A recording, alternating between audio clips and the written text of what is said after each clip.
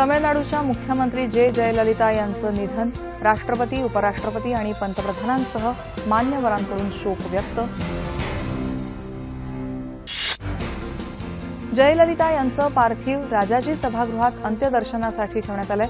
संध्याकाळी 4:30 वाजता शासकीय इतमामात अंत्यसंस्कार होणार.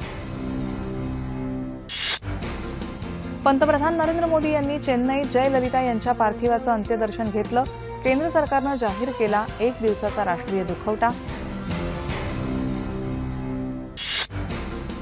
जयललिता यांचे निकटचे सहकारी ओ पन्नीरसेल्वम यांनी तमिळनाडूचे नवे मुख्यमंत्री म्हणून घेतली शपथ.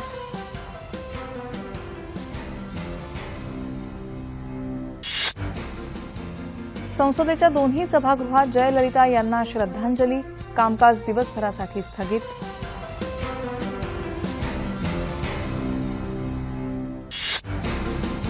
विधिमंडळाच्या दोन्ही सभागृहात जयललिता यांच्या निधनाबद्दल शोकप्रस्ताव सादर करून कामकाज दिवसभरासाठी स्थगित.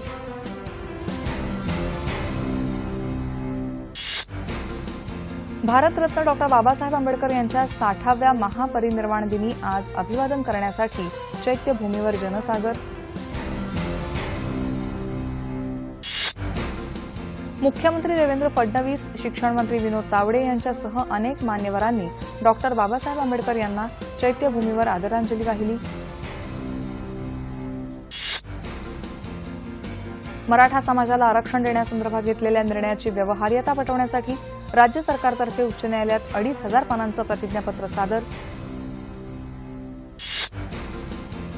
रिझर्व्ह बँकेच्या उद्या जाहीर होणाऱ्या पतधोरण आढाव्याच्या पार्श्वभूमीवर आज गुंतवणूकदारांनी खरेदीवर भर दिल्यामुळे मुंबई शेअर बाजार उघडताच निर्देशांकात वृद्धी.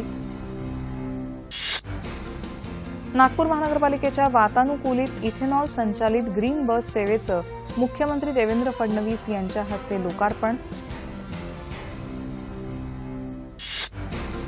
राज्यातल्या महानगरपालिकांच्या आगामी निवडणुकांमध्ये उमेदवारांची गुन्हेगारी पार्श्वभूमी, संपत्ती यांचे तपशील मतदारांना मतदान केंद्रावर पाहता येणार.